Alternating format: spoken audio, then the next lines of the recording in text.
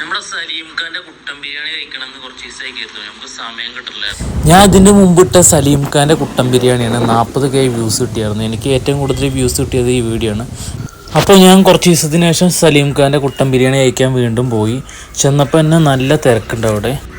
മുമ്പിട്ട വീഡിയോയിൽ എനിക്ക് ഡീറ്റെയിൽ ആയിട്ടൊന്നും പറയാനൊന്നും പറ്റിയിട്ടില്ലായിരുന്നു. ചെറിയൊരു 11 സെക്കൻഡ് വീഡിയോ ആയിരുന്നു. ചെന്നപ്പോൾ എന്നെ തിരക്കുണ്ടായില്ല, നല്ല തിരക്കുണ്ട് അവിടെ.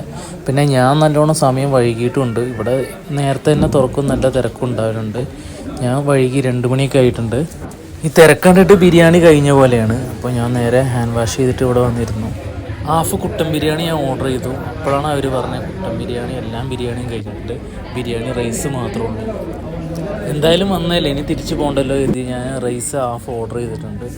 ഇവിടെ ചിലവരിപ്പോൾ ഫുഡ് കഴിച്ചിട്ട് മോശം അഭിപ്രായം പറയണ്ട, അതൊന്നും സത്യമല്ല. ഇത് കണ്ടില്ല, ഹാഫ് ബിരിയാണി റൈസിന് തന്നെ നല്ല ക്വാണ്ടിറ്റി ഉണ്ട്. 50 രൂപയുള്ള റേറ്റ് വരുന്നു. ഈ റേറ്റിൽ വേറെ എവിടെയെങ്കിലും കിട്ടും? നല്ല ഫുഡുമാണ്, നല്ല സർവീസുമാണ്. അതൊക്കെ വെറുതെ ചിലവരിങ്ങനെ കുത്തിത്തിരിപ്പുണ്ടാക്കുകയാണ്. അവർ റീച്ച് വേണ്ടി. നിങ്ങളതൊന്നും